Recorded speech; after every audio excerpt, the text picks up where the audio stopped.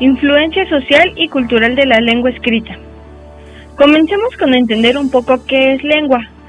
Según Tucson, 1989, que una lengua, cualquiera del millar de lenguas que se extiende por el mundo, es el instrumento simbólico mediante el cual organizamos nuestro entorno. Resulta, pues, evidente que al hablar de aprendizaje de lengua hablamos de algo más que de la forma o estrategia para crear situaciones de aprendizaje.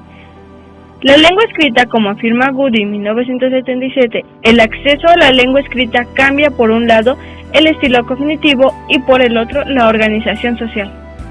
La letra conserva, preserva y vehicula la creencia, la técnica, etc., y hace posible la crítica y la divulgación. Por ejemplo, los acuerdos que en otro tiempo nuestra sociedad validaba mediante un pacto de palabra o un apretón de manos, hay que hacerlos hoy por escrito. Algunos ejemplos son un matrimonio, un testamento, un contrato laboral, una solicitud de trabajo, una constitución, etc. Así pues, en cierto modo, vemos que el texto escrito configura, organiza y da credibilidad a nuestro mundo. Muy pocas veces la lengua es un elemento vivo y útil para la comunicación. De este modo, los alumnos acaban identificando la lengua con el libro de texto o la gramática, con las reglas de ortografía que le lleven de cabeza y, en definitiva, con una asignatura escolar. De modo que la escuela ha sido tradicionalmente el lugar donde niñas y niños han aprendido a leer y escribir. Es aquí en donde entramos a un tema llamado alfabetización inicial. Es evidente que aprender a leer y escribir es, en las sociedades modernas desarrolladas, algo más que adquirir la capacidad de asociar sonidos con grafías o de interpretar y utilizar un código. Estar alfabetizado es, tal como indica Wells en 1986, estar en condiciones de enfrentarse convenientemente con textos diferentes para acudir a la acción, sentimiento u opinión que se propone en ellos, en el contexto de un campo social determinado. La principal función de la alfabetización es poder tener la capacidad de actuar eficazmente en su grupo donde se encuentre inmerso. Wells identifica 4 niveles en la adquisición y el dominio de la lengua escrita que se integran entre sí, como muestra el esquema de Colomer y Camps, 1991. Comencemos con el ejecutivo. Es la capacidad de traducir un mensaje del modo escrito al hablado y viceversa, donde implica el dominio del código y es el que la escuela trabaja de casi forma exclusiva. Algunos ejemplos son como lectura en voz alta, dictado, ejercicios ortográficos, etc. El funcional. Se concibe la lengua escrita como un hecho de comunicación interpersonal que permite resolver las exigencias cotidianas. Son textos que precisan otros conocimientos además de los estrictamente referidos al código.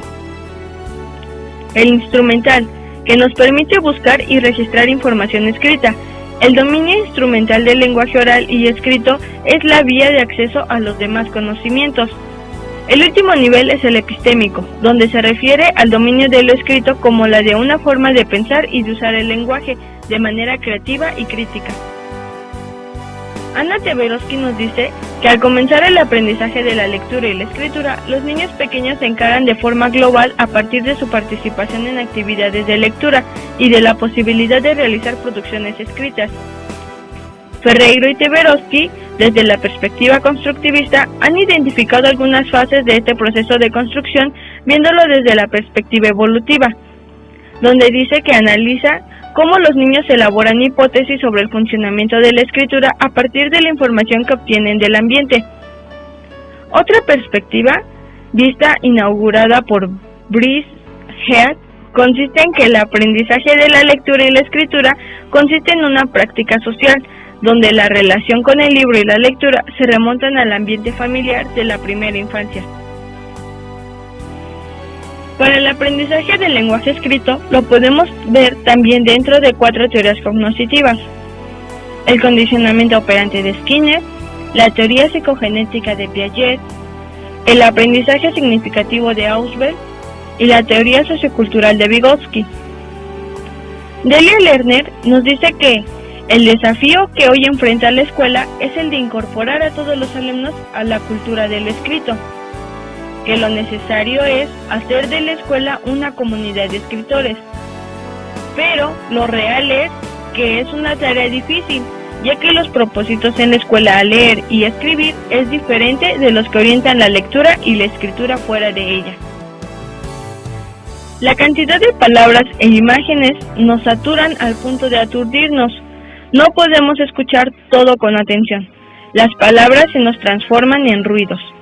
Y es aquí donde entramos en conflicto, ya que Rosa María Torres dice que es necesario trascender y romper un modelo tradicional de escuela y de profesor, ya que los aprendizajes están en todas partes, por lo que yo puedo concluir con que para construir el lenguaje escrito es necesario de las otras 3 habilidades básicas del lenguaje: leer, hablar y escuchar.